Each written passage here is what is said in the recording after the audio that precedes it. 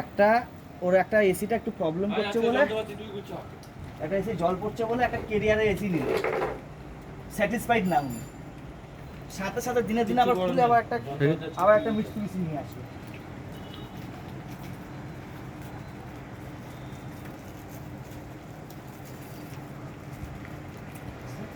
এর ভিতরে কম প্রেসার থাকে না?